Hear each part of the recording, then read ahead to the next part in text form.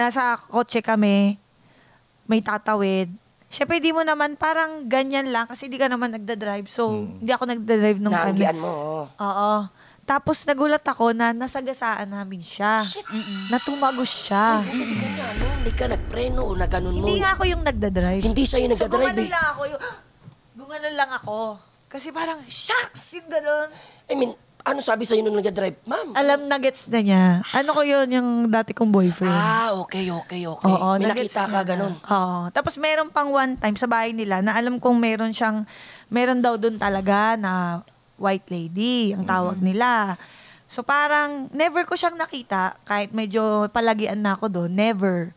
Nung meron lang kaming bisita na maingay, so nandun siya by the door, andito yung kama. Tapos parang nakita ko lang siya ng ganyan. Hindi ako nakatingin, pero nakikita ko siya.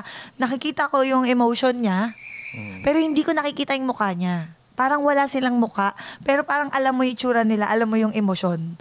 Tapos nakaganyan lang ako, tapos sabi ko, babe, sabihin mo, huwag siyang maingay, nagagalit. Tapos pinapatahimik niya casually. Kasi hindi nakinig. The next day, wala kami, hindi niya alam. Mayroon daw tao sa taas. So pinuntahan niya, akala niya kami. Pag akyat siya ng hagdan, nakaharang dun sa may pinakataas na hagdan. Ayun, para siyang tinataboy, parang ganun. Yan, ayaw mo makuha sa pakiusap. Pag mga ganyan, yan yung pini-investigate natin. Kaming mga paranormal investigate. Pero bukod dun, marami pa po. Pero parang yung iba, hindi ko kasi siya, talaga ba? Yung ganun, yung parang may isang time, ito yung pinakamalala na, shucks, bakit ko to na-experience? Kasi parang, kamusta yung, so meron akong friend, dinala niya ako dun sa place, hindi niya sinabi na ganun yung place. So it was like a bar na may banda-banda. Baka sarado na ngayon. So paakyat siya, mararamdaman mo talaga mabigat. Hapon pa lang ito ha. So nag-CR ako. Tapos nung nag-CR ako, sabi ko, ang sakit ng ulo ko. Parang tumitibok. Dito po. Nagsasalamin ako. Mukha talagang luma yung lugar. Paglabas ko, sabi, may kumalabog. Sa likod ko. Ha? Oo. Tapos by that time, medyo sanay na ako. Tapos sabi nila, ano kamusta? Nag-CR ka? Anong naramdaman mo? May ganon. Sabi ko, parang masakit yung ulo ko dito. Hala, ang pangit talaga nung Di ko alam kung dapat ko i-share. Meron daw kasing doon.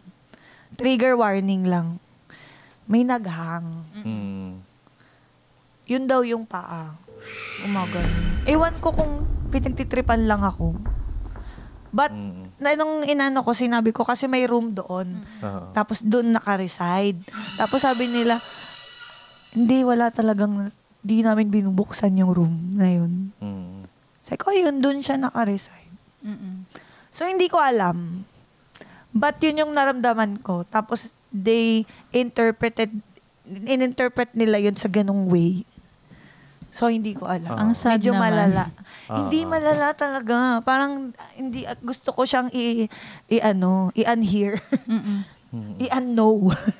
Yung ganon. Naramdaman mo yung dulo ng daliri. Hindi ko alam kung ano yung. Basta sabi ko palang parang tumitibok yung ulo ko. Yung ganon. So, Symptoms yung din kasi ng mga may nararamdaman. Minsan mabigat yung likod.